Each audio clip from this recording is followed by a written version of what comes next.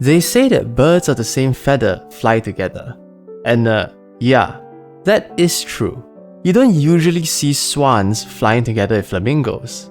Birds are everywhere. Just take a step out of your house and I can almost guarantee that you will see at least one fly by. But between the sparrows and the ravens, there are many species of birds. Now before I continue talking about them though, I just want to thank everyone for the overwhelming support in the reptile video. It is the first video on the channel that has crossed 3,000 views, and I am eternally grateful. And because of that, we shall continue with the series today with birds, because we can't talk about Jimmy without talking about Joe. But before getting to Joe, what exactly is a bird?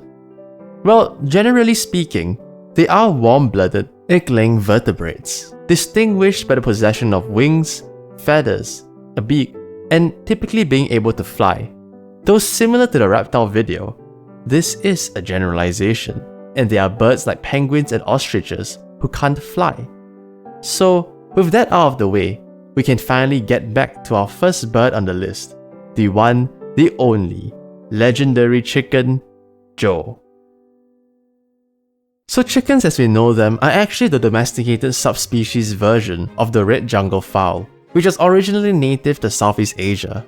And these domesticated birds have become one of the most common and widespread domesticated animals in the world, both for their meat and eggs, as well as, unironically, pets.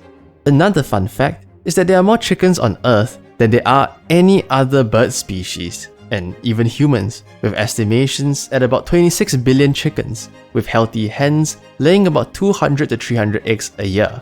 So all in all, that figure really isn't too much of a surprise. Kind of.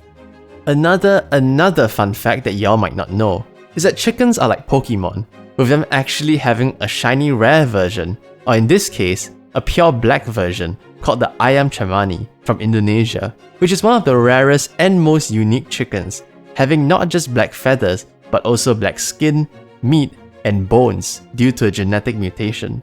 So chickens live for about 5 to 10 years depending on their breed, though the oldest known chicken lived for 16 years, and they can grow up to 50 to 60 centimeters in height and about 2.5 kilograms in weight. They are omnivores, so they generally eat most things they can feed into their beaks.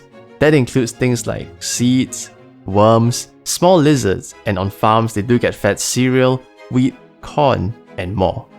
Also, the term pecking order originates from chickens because of their behavior, establishing a hierarchy by pecking each other to assert dominance and determining somewhat of a ranked system for food, water, and roost. One other kinda odd fact is that chickens experience REM sleep, which means that they can dream, just like us. And on top of that, they do have a fantastic memory, meaning that they can distinguish faces from both fellow chickens and humans. All in all, though chickens are pretty unassuming animals, especially when we're having our KFC, Joe and his gang are pretty incredible animals that should definitely get more credit for their abilities and skills. Though, frankly, in a battle between Jimmy and Joe, yeah, sorry Joe, my money's on Jimmy. Alright, next up, we have probably my favorite bird, the secretary bird. This bird is a large bird of prey, which looks like a fusion between an eagle and a crane, with a very large eagle-like body and with long, powerful crane-like legs, and are endemic to Africa. So as I mentioned already, the secretary bird is my favorite bird because unlike any other raptor, and arguably compared to any other bird, these birds chose to be one of the gigachads of the bird world, and I don't use that word lightly. They infamously hunt by using their legs and stomping on their prey, with it being able to deliver a kick 5 times its body weight in force. And these said prey are usually unfortunate snakes, which includes puff adders and cobras, which, you know, is kinda insane. On top of that, these birds are highly intelligent, actively seeking out and taking advantage of forest fires to hunt animals fleeing from the fire. Even more than that, these birds are 100% able to fly, but just because they can, they choose to walk, sometimes even walking up to 30 kilometers a day just to hunt. But might I remind you again that they can fly, they most definitely can fly. And there's almost no reason to be walking around, but they do because they can.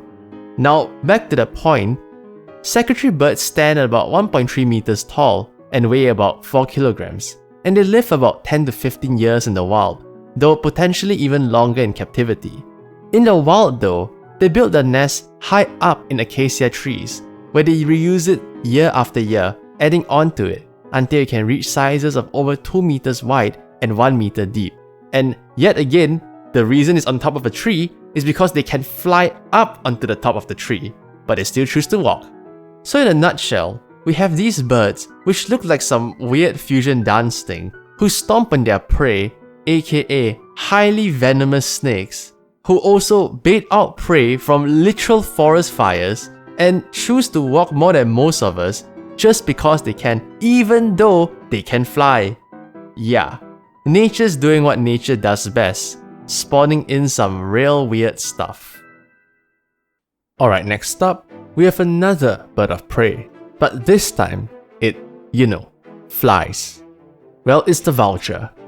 There are 23 species of vultures worldwide, and they are divided into Old World vultures, which live in Africa, Europe, and Asia, as well as New World vultures, which live in the Americas. Vultures, unlike most birds, are scavengers. That means that they feed primarily on decaying flesh of dead animals, and that does have a positive upside to the environment because they coincidentally prevent the spread of diseases also. Their stomachs are also tailored specifically for this diet because their stomach acid is 100 times stronger than ours, allowing them to digest even bones, as well as basically any bacteria and disease from the rotting meat.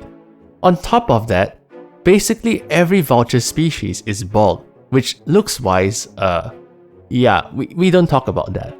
But it does have a functional use of allowing the bird to stay clean while eating. Another fact on feeding is that vultures often do so in large groups, but they do have an established pecking order, just like Joe. So as compared to our previous friend, the secretary bird, vultures indeed do fly, and in fact, they are pretty good at it.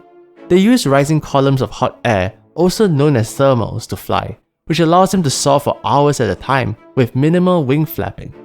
All in all, vultures, though they look a little janky, are like nature's cleanup crew and honestly are pretty impressive birds, doing the job that almost no one else wants to do and excelling at it.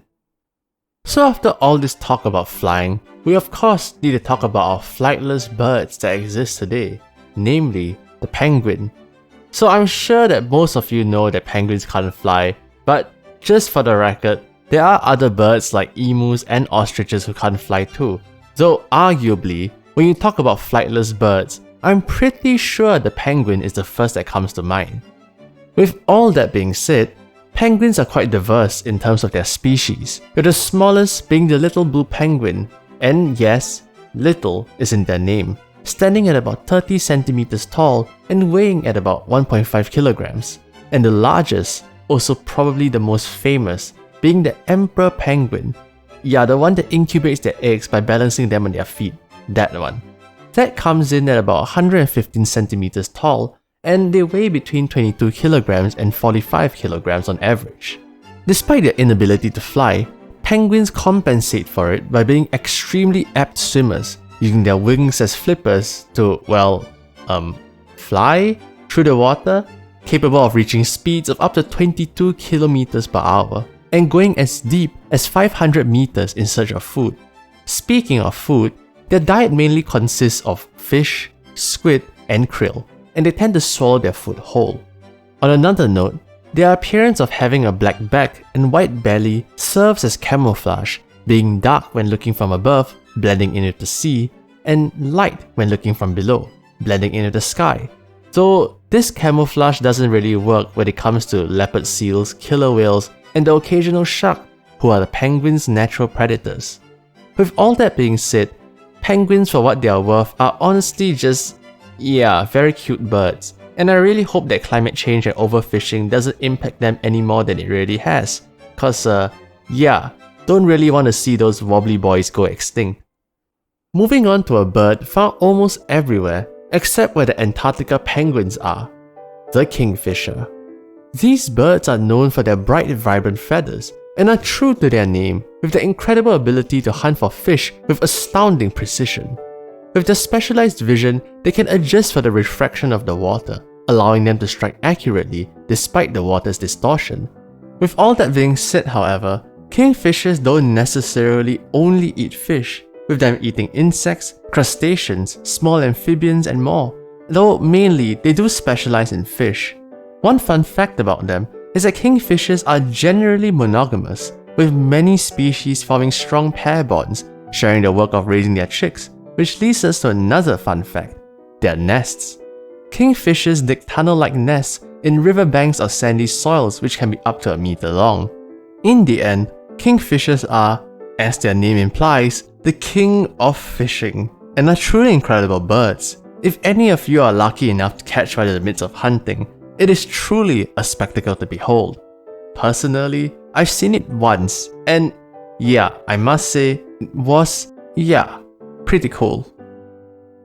Now then, on to our final bird on the list, the owl. Similar to the kingfisher, there are over 200 species of owl in the world and are found in almost every continent except Antarctica. So apart from baby owls being extremely cute, owls in general are expert hunters, and there are a plethora of reasons for that. First off, owls are able to fly completely silently. They have specialized feathers which allow them to break up turbulence, allowing them to fly while producing little to basically no noise, which makes them the ideal stealth hunters. Secondly, owls have built-in night vision. Their large tube-shaped eyes are adapted for low light levels, therefore granting them exceptional night vision, with their only drawback being their inability to move their eyes, though they do circumvent this by having the ability to rotate their heads about 270 degrees, thanks to extra neck vertebrae and specialized blood vessels. Thirdly, owls have asymmetrical ears, meaning that their ears are at different heights from one another, which helps them pinpoint their prey's location by triangulating sounds even in total darkness. Lastly, owls have very powerful talons, in fact, one of the strongest in the raptor group, which allows them to apply crushing lethal force on their prey. With all that being said, I'm sure everyone's wondering, so what exactly do owls eat? Well, generally, small mammals like mice, squirrels, and rabbits, though they do also eat insects like grasshoppers, and also the occasional other small bird. All in all, owls are truly an apex predator of all time, and their fearsome hunting abilities should be respected. Though, no matter how much insane description I'm giving them here, owlets are still really cute.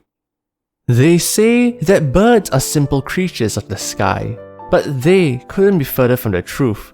From Joe the chicken of legends to the flightless penguins, birds are truly wonderful and unique, and though that there were many we didn't talk about today, like crows and pigeons, maybe we'll do a part 2 one day, birds are really more impressive than we give them credit for. On that note, I hope you all enjoyed this video, and if you do, please, like, comment, share the usual stuff, and if there's any specific animal that you want me to cover next, let me know in the comments and I'll get to it eventually. With that being said, thank you for watching.